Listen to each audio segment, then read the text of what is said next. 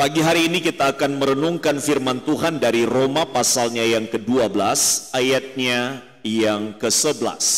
Roma pasalnya yang ke-12, ayatnya yang ke-11.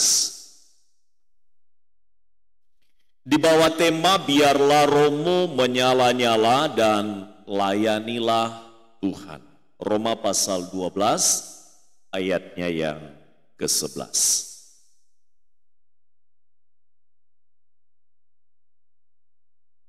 Demikian firman Tuhan, kita akan membaca bersama-sama. 1, 2, 3.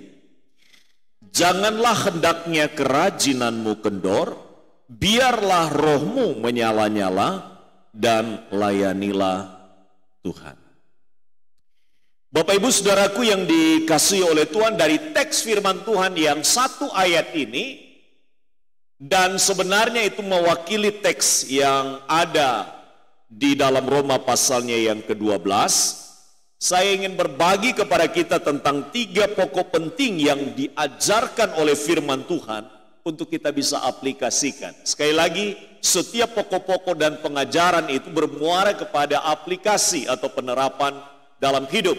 Sebab orang yang berbahagia adalah orang yang mendengar firman Allah, merenungkan firman Allah, dan yang melakukannya, itulah yang berbahagia. Jadi komplit, itulah sebabnya setiap firman yang kita dengarkan harus sampai kepada bagaimana kita mengaplikasikannya dalam hidup kita.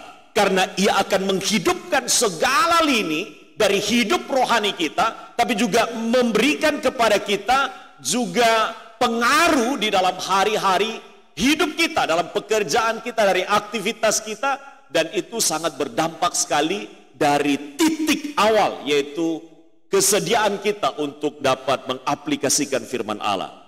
Pokok yang pertama adalah kerajinan yang penuh. Artinya apa? Sepenuhnya rajin. Bahasa Indonesia sehari-hari menerjemahkannya adalah bekerjalah dengan rajin. Jadi kalau firman Tuhan berkata kepada kita, janganlah hendaknya kerajinanmu kendor, itu pasti ada konteksnya.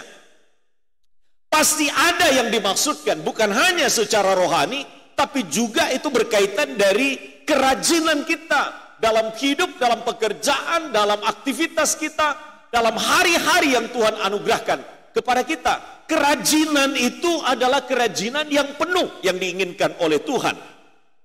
Kerajinan berasal dari kata rajin. Apa artinya rajin? Suka bekerja, getol, sungguh-sungguh bekerja, selalu berusaha giat. Bagi mahasiswa, bagi siswa, dia giat untuk belajar, sehingga dia mendapatkan hasil dari kegiatan belajarnya yang getol, yang sungguh-sungguh naik kelas. Bagi mereka yang bekerja, tidak ada orang yang bekerja mendapat hasil yang optimal kalau dia tidak bekerja dengan giat, kalau dia tidak bekerja dengan getol. Bapak dan Ibu sekalian, juga berkaitan dengan giat kita dalam melakukan ibadah yang semakin mantap, yang semakin menunjukkan kualitas isi ya dari kerajinan kita. Itu sebenarnya bukan hanya sekedar bahwa kita datang, tapi menunjukkan tentang kualitas dari kita datang itu dengan apa? Niatannya itu sudah dimulai dengan apa? Kerinduan kepada Allah. Dan ketika kita bersama-sama di sini, maka Allah melihat kerinduan kita itu dan memberkatinya. Itulah sebabnya Allah dapat memberkati kita melalui pujian. Allah memberkati kita melalui doa. Allah memberkati kita melalui kesaksian yang kita bisa dengar pada pagi hari ini. Saya kira kalau dibuka ruang kesaksian, pasti masih ada lagi banyak kesaksian. Sebab kita masing-masing mempunyai pengalaman-pengalaman pribadi di dalam hidup kita sehari-hari. Dan itu memberkati kita. Dan sekarang adalah di saat pemberitaan firman Allah, kita akan diberkati. Nah, kerajinan adalah kerap kali, bukan hanya sewaktu-waktu atau hanya waktu-waktu tertentu. Itulah sebabnya kerajinan yang penuh itu adalah terus-menerus kita lakukan. Dan itu tidak hanya berhenti, ya cukup 1 hari, Ya sama seperti kalau kita makan, kita harus terus-menerus melakukan aktivitas makan supaya asupan gizi, asupan dari makanan yang masuk ke dalam tubuh kita itu bisa memberikan kepada kita kondisi menyehatkan bagi kita. Itulah sebabnya Bapak dan Ibu sekalian, sama seperti itu secara rohani kita memiliki kerajinan yang penuh. Jadi kita tidak hanya sekedar bahwa ada di sini, tapi berdampak keberadaan kita di sini. Katakan amin. Keberadaan kita di sini itu pasti berdampak untuk hidup rohani kita. Tidak mungkin tidak. Karena itu tidak ada sesuatu yang sia-sia yang kita kerjakan dengan rajin itu tidak memberi dampak kepada kita. Pasti memberikan dampak. Dampaknya besar untuk kita. Terus menerus kerap kali ke gereja atau kerap kali berdoa atau kerap kali melakukan aktivitas secara rohani, terus menerus menunjukkan kesetiaan, itu akan membawa kita kepada keadaan yang lebih baik secara rohani dan juga lebih baik kita dalam menjalani hari-hari hidup kita. Karena apa?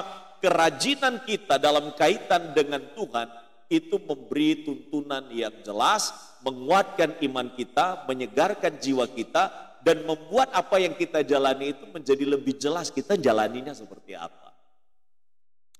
Bapak Ibu, jadi saat kita bicara kerajinan yang penuh, ini berkaitan dengan masalahnya getolnya kita, giatnya kita, sungguh-sungguhnya kita, kerap kalinya kita.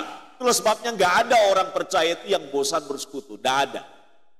Itulah sebabnya orang percaya itu tidak ada yang bosan baca firman. Itulah sebabnya orang percaya itu tidak ada yang bosan untuk bersaksi, membagikan kesaksian hidupnya. Saya ada kesempatan berada di Kupang selama beberapa hari, dari tanggal 19 ya, sampai dengan tanggal 26 kalau saya tidak salah, ya 23. Ya, sampai lupa saya tanggal-tanggal. Saya kalau pergi itu sudah tidak ingat hari, tidak ingat tanggal. Ya, Bapak dan Ibu sekalian, saya memang ada dalam kegiatan PGI di Kupang selama beberapa hari. Tapi di 2 hari sebelum berakhir acara itu, memang acaranya adalah outdoor. Jadi itu dilaksanakan kira-kira 4 jam dari lokasi. Itu ada kegiatan di sana yang dilakukan. Dan saya kira saya mau mengambil kesempatan karena saya ada pemberitahuan dari mertua bahwa ada rencana untuk upacara doa, artinya kegiatan doa di kampung, di satu pulau. Dan itu kampung halaman dari orang tua, mertua. Jadi saya ambil kesempatan itu untuk tidak lanjut untuk kegiatan di luar kota yang dilaksanakan oleh PGI, dan saya ambil waktu ini kesempatan bagi saya juga untuk bisa mengenal keluarga dan juga melayani keluarga yang ada di Pulau Semau. Jadi itu kami menyeberang kira-kira setengah jam naik ferry dan berada di sana. Kami bersama dengan beberapa keluarga dan melakukan 2 kegiatan. Yang pertama adalah kegiatan doa karena baru selesai acara pembangunan pekuburan dari keluarga, dari nenek moyang kita. Jadi itu perlu untuk ada acara ucapan syukur. Yang kedua adalah lahan yang ada yang di kita di Pulau Semau itu akan digarap. Jadi kita mengumpulkan seluruh yang bekerja untuk bisa memulai pekerjaan menanam padi di sana. Jadi tujuannya untuk datang ke sana. Sekaligus juga untuk bisa mengunjungi keluarga-keluarga. Dan puji Tuhan Bapak Ibu, saya berkesempatan melayani. Jadi setelah ibadah saya berkesempatan untuk melayani mereka dan termasuk tetangga-tetangga yang hadir pada setelah ibadah itu untuk bisa membagikan kepada mereka hidup Kristen itu mestinya bagaimana.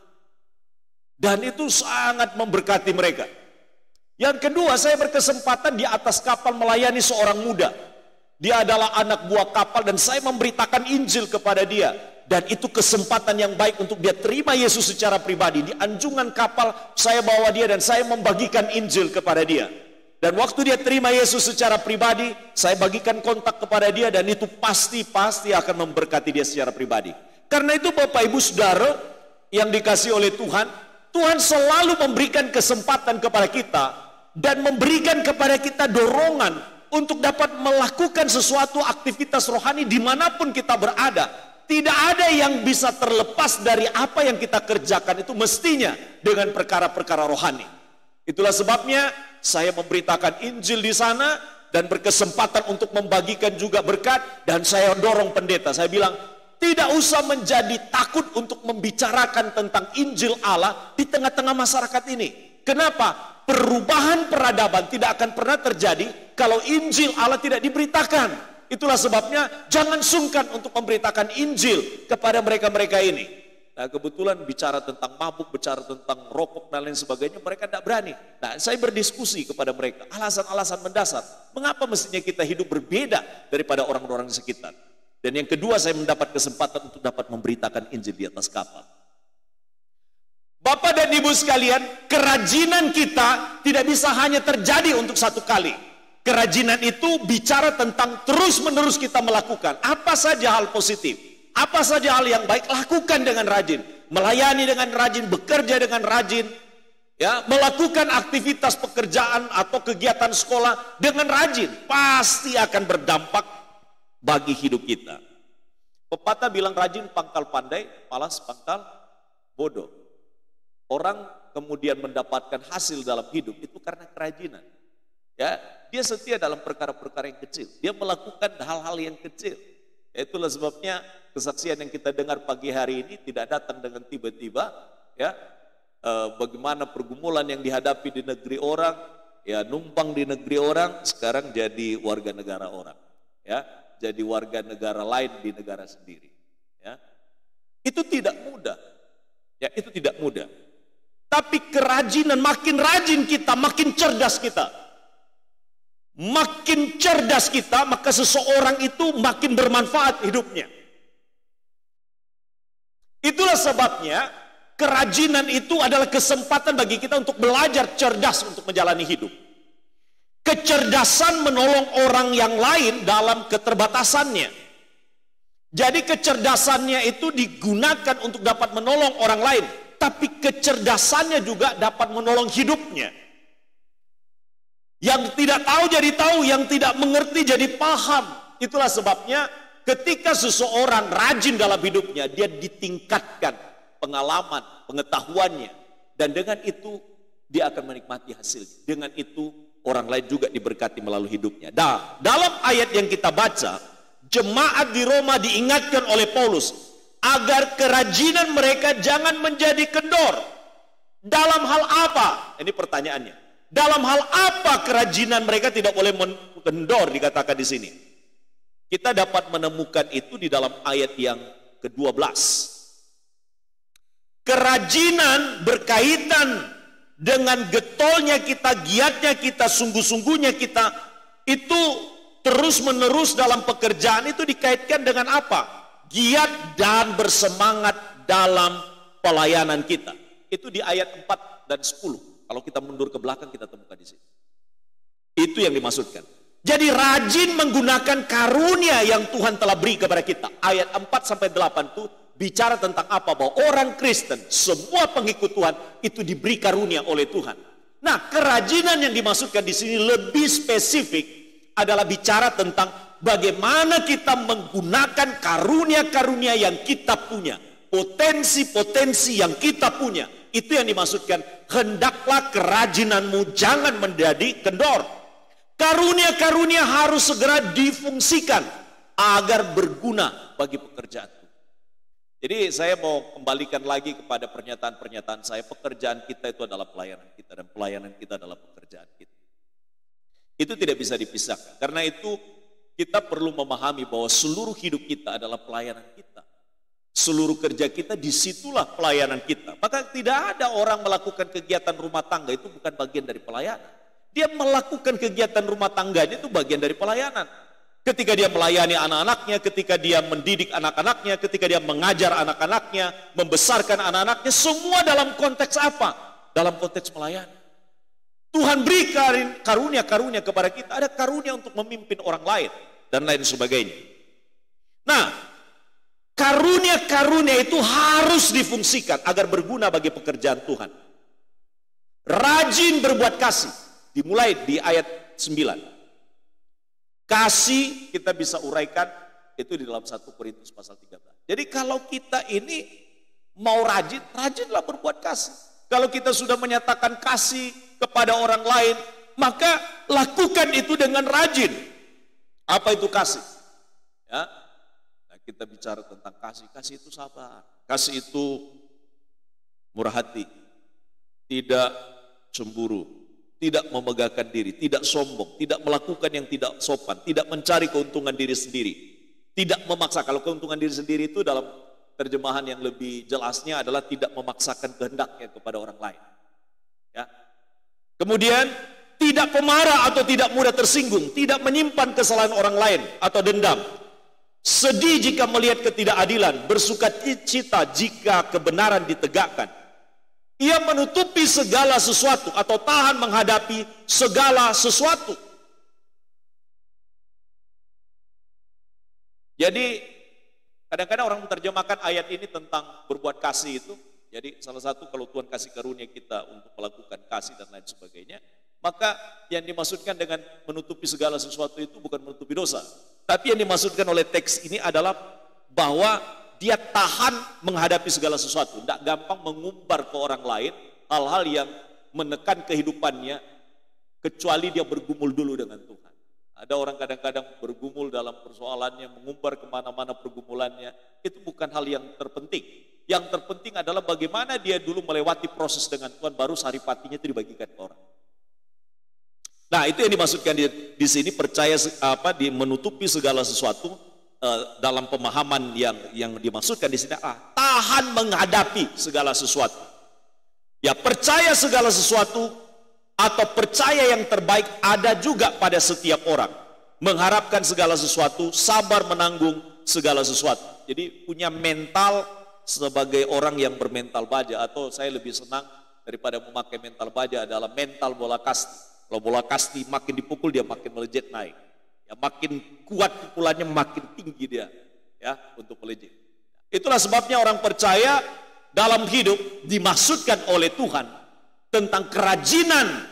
Janganlah hendaknya kerajinanmu kendor. Artinya jangan kendorkan semangat kita, kerajinan kita untuk menggunakan semua potensi yang kita punya, semua karunia yang kita punya untuk kita bisa lakukan, praktekkan, dan itu harus kita hidupi. Karena Tuhan tidak pernah titipkan semua potensi-potensi hanya untuk dibuat nganggur. Tidak ada.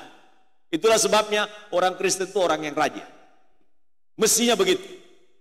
Orang Kristen itu adalah orang yang rajin. Tidak ada yang mengaminkan. Di dalam kekristenan tidak mengenal artinya malas. Makanya saya tadi tidak pernah pakai istilah malas. Tidak ada. Kalau ada orang yang Kristen yang malas, berarti dia tidak paham bahwa Tuhan hendak memberdayakan seluruh hidupnya untuk Tuhan. Dan dia tidak sadar akan hal itu, maka perlu disadarkan kembali. Itu orang Kristen. Makanya orang Kristen itu terkenal sebagai orang yang rajin.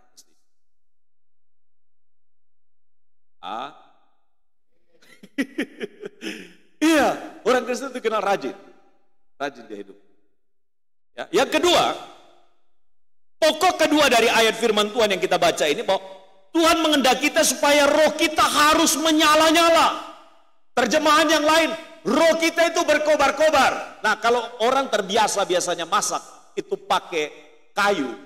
Nah, kebetulan saya ke Pulau Semau itu kan menyaksikan orang di mana-mana itu masaknya pakai kayu, nggak pakai kompor. Maka kalau pengen nyalanya makin besar, maka apinya itu harus ditambahkan lagi kayu. Nyalanya masih jadi. Nah, Bapak Ibu Saudaraku, karunia-karunia yang ada pada kita itu harus dikobarkan oleh kekuatan roh Allah. Itu tidak cukup hanya dengan kita, dengan kekuatan sendiri, tidak bisa. Maka dikatakan, biarlah roh kita. Nah, tapi ayat ini memakai R kecil, bukan R besar. Biarlah rohmu, artinya setiap kita harus punya relasi dengan roh Allah yang kudus. Kalau orang tidak memiliki relasi yang kuat dengan roh Allah yang kudus, makanya melempem hidupnya, kata orang Jawa. Kenapa? Rajin sehari, malas 3 hari. Rajin sehari, melempem lagi. Rajin kegiatan rohani, hilang 1 tahun. Wah, ini bahaya ya. Ini banyak orang yang dikenal sebagai orang kristal, orang Kristen Natal. Ada kripas orang Kristen Paskah. Ada macam-macam yang dipakai istilah. Itulah sebabnya Bapak Ibu sekalian, dikatakan di dalam terjemahan secara aslinya, dikatakan bernyala-nyalalah dalam roh. Ya, bernyala-nyala-nyalah dalam roh. Yang dipakai di sana adalah pneumati, itu artinya di bagian terdalam dari hidup kita itu perlu untuk dinyalakan. Ya, perlu dinyalakan. Nah, biasanya di mana titik nyala daripada api? Di mana titik nyalanya? Ya di mana ada kayunya, di situ titik nyalanya, ketika dinyalakan, di situ mulai menyala. Nah, karena itu maka Alkitab katakan bahwa roh kita itu harus dikobarkan.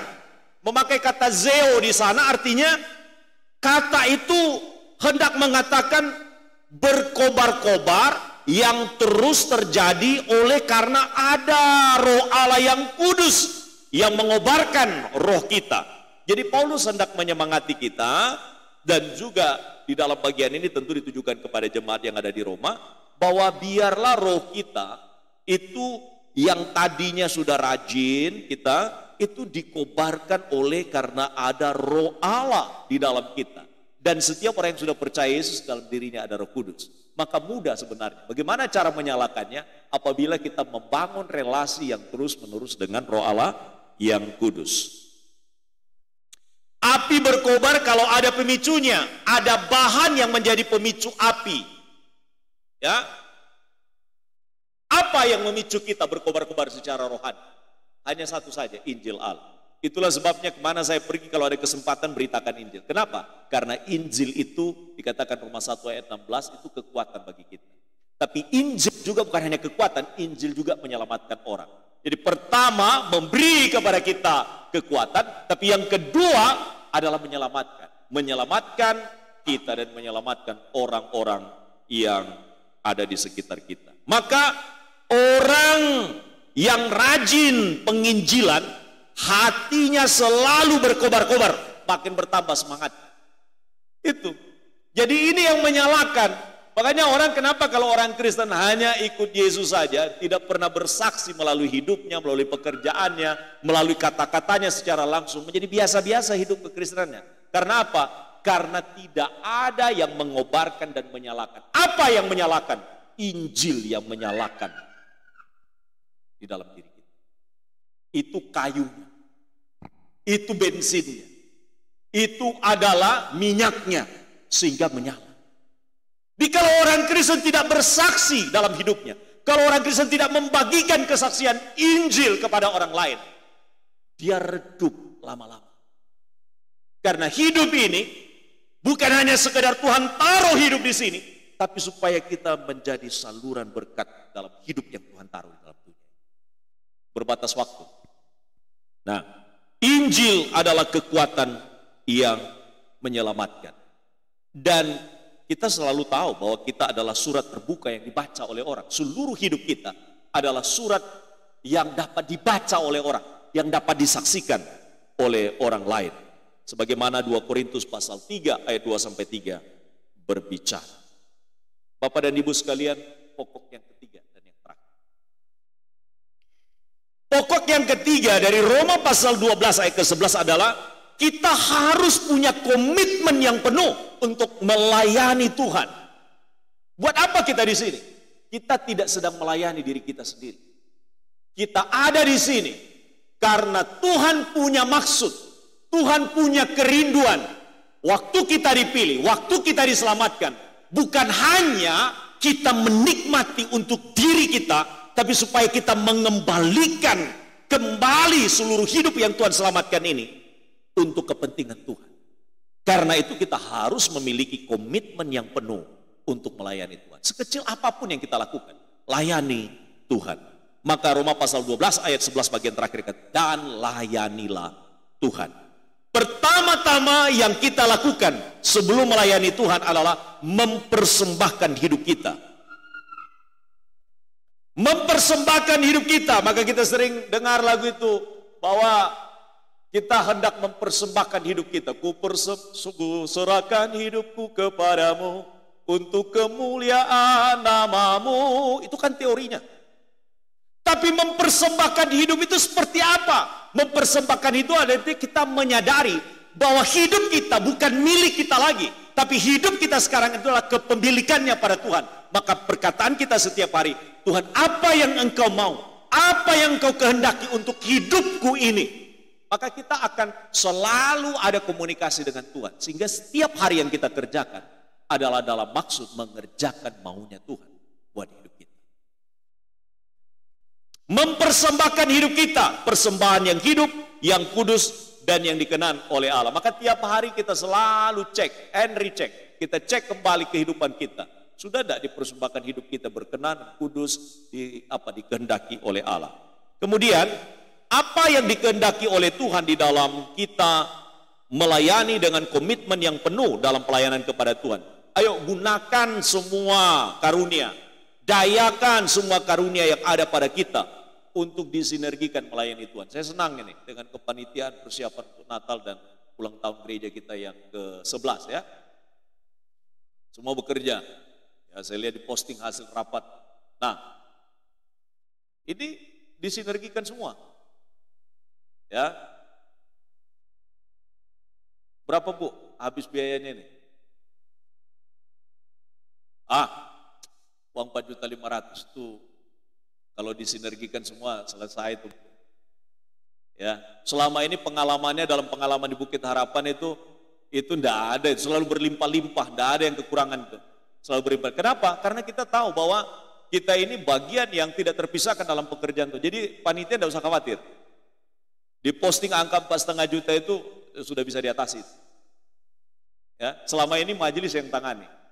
Nah, sekarang kita kasih kepercayaan kepada yang muda-muda untuk menjadi panitia, termasuk juga untuk acara, itu belum termasuk acara untuk ulang tahun gereja. Ulang tahun gereja yang ke-11 itu, saya lihat deretannya itu yang nyumbang, tutup semua tuh, selesai itu. Itu luar biasa itu. Makanya ciri orang dalam hidup di dalam kekristenan itu melayani Tuhan itu tidak setengah-setengah dia. Dia apa yang dia bisa perbuat, dia perbuat. Sekecil apapun yang kita kerjakan, Tuhan perhitungkan, bukan masalah besar kecil. Itu luar biasa. Maka ini lifestyle-nya orang Bukit Harapan ini harus terus menyala. Ya, semangatnya harus terus menyala. Gunakan dan dayakan semua karunia yang ada pada diri kita untuk melayani Tuhan. Jangan jalan sendiri-sendiri kita. Ya, karunia boleh berbeda, namun satu tujuan kita adalah untuk melayani Tuhan. Ya, tak perlu kecil hati, tidak perlu menjadi sedih hati kalau seandainya kita punya karunia yang sedikit. Kenapa Pak Dieli banyak, saya hanya cuma satu? Tidak usah, karena masing-masing punya porsi. Ya, punya porsi. Kenapa?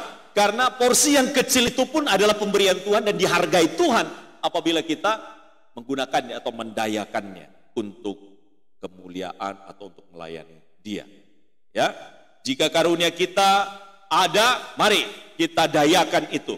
Maka kalimat-kalimat yang diajarkan oleh Alkitab, mari sesuai dengan karunia yang ada pada kita, ayo lakukan. Kalau yang melayani selama ini melayani, yang mengajar selama ini ayo mengajar, yang menasehati ayo menasehati, yang membagi-bagikan sesuatu ayo berbagi, ya, yang memimpin orang lain ayo lakukan dengan rajin, yang menunjukkan kemurahan ayo lakukan dengan sukacita. Ya. Maka Yesus menutup kalimat untuk khotbah kita ini, saya kutip kalimatnya Tuhan Yesus. Aku datang bukan untuk dilayani, melainkan aku datang bukan untuk dilayani, melainkan untuk melayani. Dan bahkan lebih daripada itu, Ia memberikan nyawanya bagi orang-orang yang ditebus. Ini luar biasa. Jadi Tuhan bukan hanya melayani, tapi Dia memberikan seluruh hidupnya bagi kita. Karena itu saya mau ringkas seluruh dari apa yang saya sampaikan pada pagi hari ini. Ada 3 pokok penting yang harus kita aplikasikan dalam hidup kita. Yang pertama, kita perlu tingkatkan kerajinan kita. Jadi sampai kepada kerajinan yang penuh. Yang kedua, mari nyalakan roh kecil kita dengan berelasi secara terus-menerus dengan Roh Allah yang kudus. Bagaimana cara menyalakannya? Melayani Dia dengan memberitakan Injil Allah. Karena Injil Allah menjadi pemberi kepada kita nyala yang mengobarkan roh kita. Waktu orang berbagi tentang Injil, waktu orang berbagi tentang kesaksian hidupnya, pada waktu dia berbagi bagaimana pertolongan Allah kepada hidupnya, kepada orang lain juga akan diberkati dan dinyalakan juga roh. Yang ketiga dan yang terakhir, mari kita memiliki komitmen yang penuh untuk melayani Tuhan. Yang sudah melayani, komitmennya semakin penuh. Yang sedang melayani, jalankan terus. Yang belum melayani, mari bersama-sama melayani. Karena Yesus memberi teladan kepada kita bahwa dia datang untuk melayani dan bukan untuk hanya dilayani, bahkan memberikan nyawanya untuk tebusan bagi kita. Tuhan memberikan kepada kita inspirasi rohani dari firman Tuhan pada pagi hari ini untuk kita bisa hidup. Kita berdoa.